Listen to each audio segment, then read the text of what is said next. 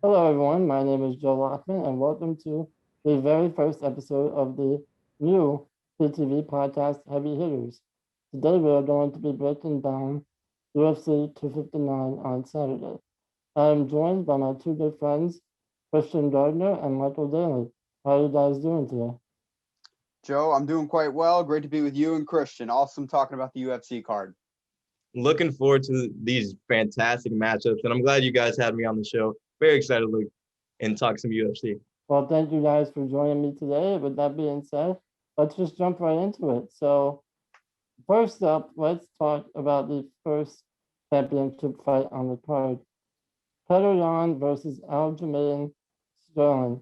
Now, both of these guys have been on the absolute tear the last 5 years in the bantamweight division, and Yan has had an incredibly fast rise to the top with wins over Jose Aldo, Uriah Faber, and a lot of champions, former champions, I should say. However, Sterling has also had a very quick rise to the top over the same period. And many are wondering why he's even the underdog in this matchup. But with that being said, Jan has an amazing stand-up game with an underrated ground game. But Sterling still has the edge in grappling. So, what are the keys to the win for both of these fighters? I'll start off by talking about Petr Yan and the pace he pushes on people, Joe and Christian. And it's important to note because obviously he's a Russian and they're known to just attack you. That's the style. And for him, he's a well-rounded, balanced fighter. Look what he did to Uriah Faber.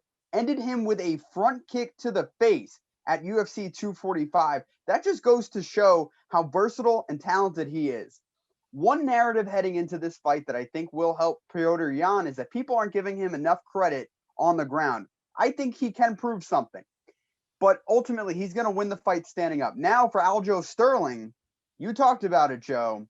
The key to the victory will be getting Jan to the ground and getting hold of his back, similar to how he did Corey Sandhagen at UFC 250. If he can find a way to get to Jan's back, it might be over. Yeah, I think Jan's resume speaks for itself, like taking down legends like Faber and Aldo. I mean, he's just amazing. And what he can do standing up, I'm more of a stand-up fighter guy. I'm not the most best technician with UFC and grappling and going to the ground and stuff. So the way that Jan is able to throw things and his defense will be able to do with different counters and different things like that, I think that will be key for him. And for Sterling, he has to get Jan to the ground, getting a lot of takedowns and being efficient in his grappling. I 100% agree with both of you guys. Obviously, like Michael said, the key for Jan is definitely to keep things standing up. He is the much better fighter standing up. But one could make the argument that a lot of the fighters that he's beat, even though they are legends, they're not the same fighters that they were a couple of years ago when they were the champs. Whereas Aljamain Sterling has gone through the entire division, all of the up and comers, a lot of people that they thought were going to be the next champions, and he handled them impressively. I mean, he made them, quite frankly, look like bums. It was insane what he's done to these guys. But again, Jan right now is the best bantamweight in the world, debatably. So, do you think that Jan will still be the champion and the best bantamweight in the world after this fight? Or will Aljamain Sterling be the one with the belt around his waist and dethrone Jan after a very short-lived stint at the top of the division? Joe, my prediction is that by the end of the night, Aljamain Sterling will be the new bantamweight champion. And here's why.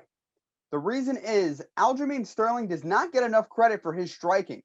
A lot of people underestimate that. Let's not forget that not only is he coached and trained by Matt Serra, who's a Brazilian Jiu-Jitsu player and a legend in the UFC, but also Ray Longo, who is a well-noted striking trainer in Long Island. He will be more than prepared to handle Petr Yan. And I think it goes without saying that this match will be Petr Yan's toughest test to date and it will be the ultimate litmus test. If Petr Yan's able to get past Aljamain Sterling, then this will show. But personally, Christian, I don't see that being the case. I think Aljamain Sterling will walk away with a victory. I think for me, I'm going to go in the other direction. I mean, they're two great fighters, so you can't go wrong. But I'm going to back Yan here, and I think his defense shows and how he's going to be able to evade takedowns and connect on all his shots. And I think that's going to be the reason why he's the champ at the end of the night. But I'm not saying it's a knockout or anything. I think this fight might go all 5 rounds, and it will be a phenomenal one. But I think when we get to it, these fighters will be gassed. I don't know if Sterling can continue to go with all the takedowns throughout all 5 rounds. So I'm going to go with Yan being able to tee up throughout the match and think that he gets the win. That is a very good point. Going for takedowns the whole time definitely is very draining. I personally think that this is the best fight on the entire card, which you can kind of tell by the odds. They're very, very close on this fight. I personally think Aljamain Sterling is going to come out with the win.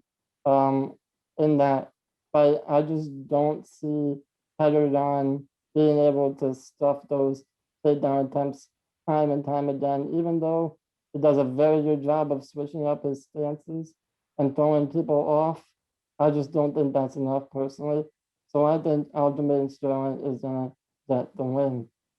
But moving on to the co-main event, and boy, am I excited for this one. So we have Amanda Nunez versus Megan Anderson. Now, Nunez, I feel like everyone knows who Nunez is. She's the GOAT. She's the best female mixed martial artist on the planet, and she has gone through everyone in the division: Ronda Rousey, Cyborg, Holly Holm, and just absolutely obliterated all of them. But Megan Anderson is somewhat of a new fighter. Some people think that maybe she doesn't have the experience to be going up against Amanda Nunez. But regardless, there really is no one left in the division. So once again, for the co-main event, what are the keys to the win for both of these talented women? I'll say this. For Megan Anderson, it's going to be using her size, using her reach. Obviously, she just towers above Amanda Nunez, and she's going to need every bit of her height and reach, especially with the fact that she is much broader than Amanda Nunez, and I think she could be more powerful.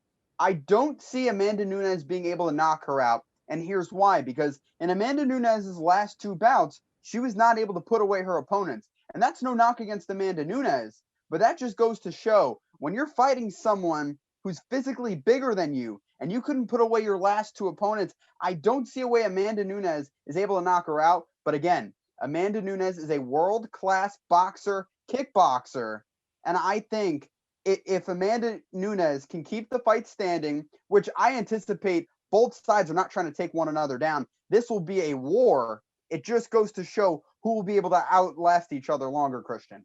Yeah, Anderson, she's a great striker, and that reach will definitely help her.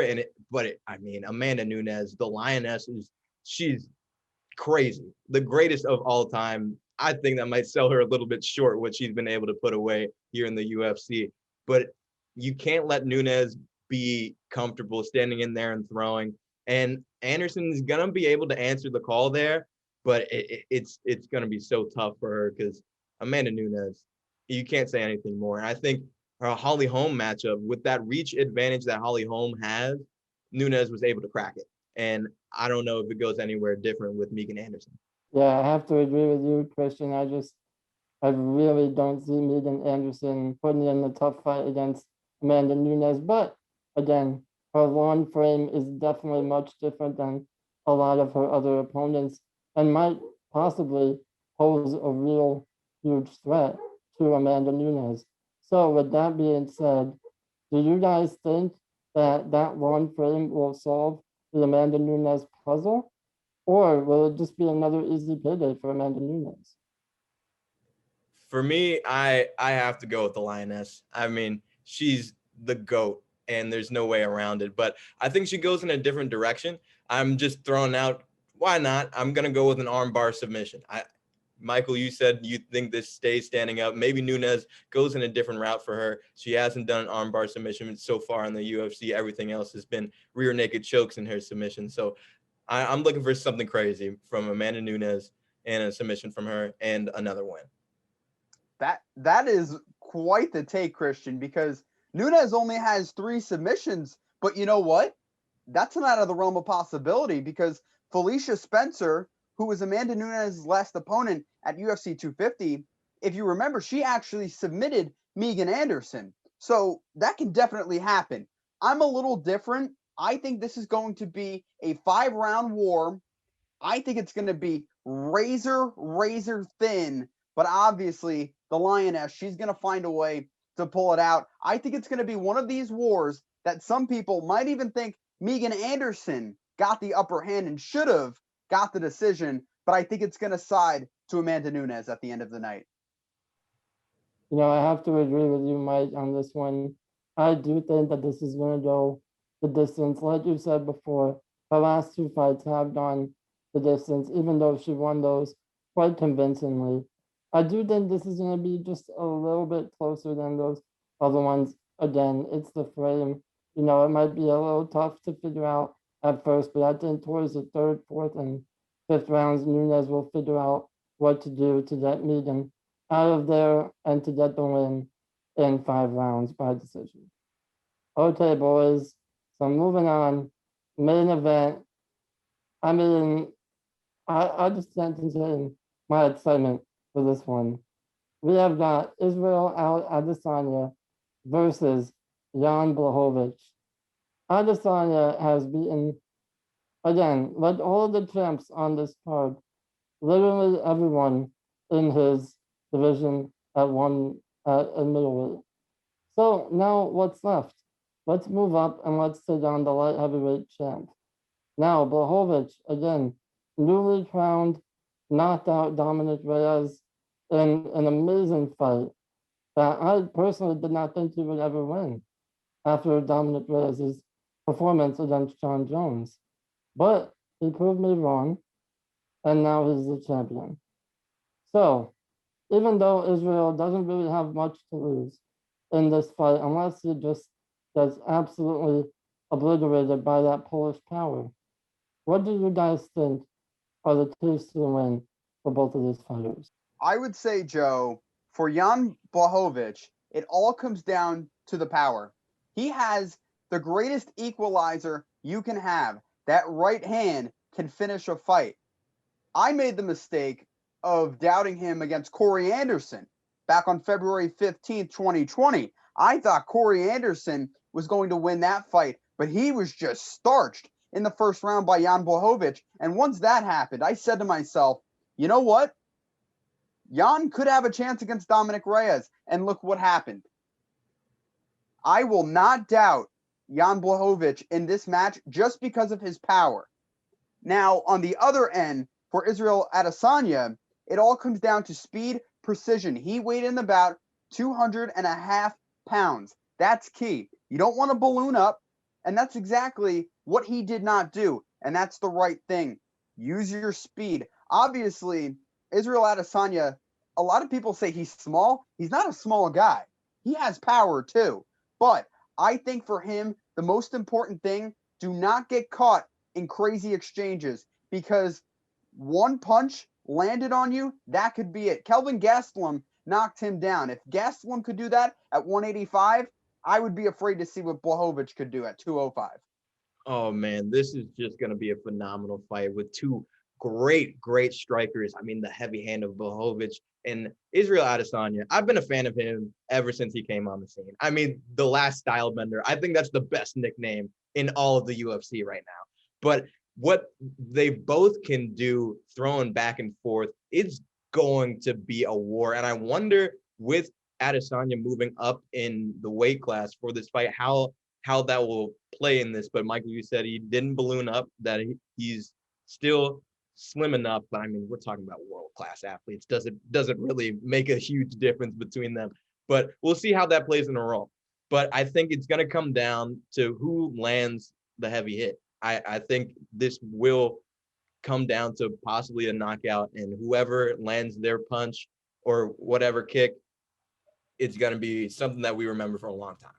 Definitely. So I'm going to tell you guys some things not a lot of people know. So back in 2017, Adesanya actually took on that heavier guy in Alex Pereira, and he actually got knocked out when he moved up in weight. Now, similarly, Blachowicz, way back in 2011, fought Thierry Sotoju, and he suffered a TKO after Sotoju went to town on his legs. So, with that being said, we know the keys to the victory for these guys. Adesanya's got to use his speed and his technicality to just outclass Blachowicz. But like you said, Michael, Blachowicz has that Polish power. And who knows, maybe that is enough to prevail. But again, who do you guys think is going to emerge as the 6th double champ ever in UFC history? I'm going to go with Israel Adesanya. And the reason why is just because of his experience. I am not underestimating Jan Blachowicz one bit because, like I said, the great equalizer could show up on Saturday evening. But Israel Adesanya, he is arguably the smartest, most intelligent fighter in the UFC. Everything's calculated. I'm going to predict, similar to how Christian predicted Amanda Nunez, I think Israel Adesanya has a trick up his sleeve. I think he's going to win via submission. And it may be crazy because Jan is a black belt in Brazilian Jiu-Jitsu and Izzy is a purple belt. But why not? I think he is going to shock the world, pull off a submission. I'm going off with the style bender, and I think that would be amazing if he pulled that out of his belt out of nowhere, because I'm thinking that this one goes with a knockout, and I'm going with some type of crazy head kick that I've never seen before, and everyone goes, oh my God, wow. But I think Adesanya, he's grown into the superstar of the UFC, and I think after Saturday night, he is going to be the UFC. And honestly, guys, I just want to see him face John Jones. I feel like that would just be an amazing fight. But all right, we'll throw that out for another podcast. Yeah, I don't know if Izzy's going to move up to heavyweight with John Jones, but again, that would be a sight to see. Betting against Israel Adesanya is kind of like betting against Tom Brady in the Super Bowl. It's like sacrilege. I don't see how you can pick Jan Blachowicz, even though he definitely got a fan in me after putting on that performance against Dominic Reyes. But I think Adesanya is going to play the smart game, and he's going to attack those legs and just stay on the outside and win by decision. That is my pick. Okay, guys, so last but not least, with 3 championship fights in one night and the possibility for the crowning of a double champ, well, not the possibility, it's going to happen one way or another. But it's easy to forget that they have other fights on this card as well. Thiago Santos, Islam Makachev, Dominic Cruz, and Joseph Benavidez, just to name a few. So with those guys being probably overlooked by many, who is your underdog of the night, or which fight do you think is being overlooked by many? I'm gonna go, since I'm not the biggest savvy UFC fan like you guys are, I'm gonna go with Dominic Cruz. I think it's surprising that he is an underdog in his own matchup, because only a few years ago, I mean, he was one of the absolute greats, and now moving towards the broadcast booth, he's been a great analyst, but glad to see him back in the octagon. My pick is Islam Makachev versus Drew Dober. And I'm going to pick Drew Dober to win that fight. And the reason why is because it's a matchup of the 14th ranked lightweight and the 15th ranked lightweight. Essentially, it's an elimination bout to see who can jump into the top 10. Whoever wins this will be in the top 10. Most people are saying Islam Makachev is the next coming of Khabib Nurmagomedov just because they love each other, they train together, they're brothers. But you know what? Drew Dober and Islam were supposed to fight back in 2015. That fight got scrapped. Here they are nearly 6 years later. I think this is the night that Drew Dober proves why he is worthy of being a top 10 lightweight. I'd really like that pick. I don't think that is inconceivable. Drew Dober is an amazing fighter. And like you said, Islam Makachev has a lot to back up. People are saying he is the second coming of Khabib Nurmagomedov, which are big shoes to fill. My underdog, not exactly a hot take, but I'm gonna go with Al-Jamilian Sterling. I personally can't believe that he is even an underdog in this matchup. Obviously, he's the challenger, but I just think his skill set is absolutely insane, and I do believe that he will emerge victorious and be the bantamweight champion of the world. With that being said, boys, that's all we have for you guys today. Thank you so much for watching, and thank you so much for Christian and Michael to be able to join me today. And I will see all of you on the next episode of Heavy Hitters.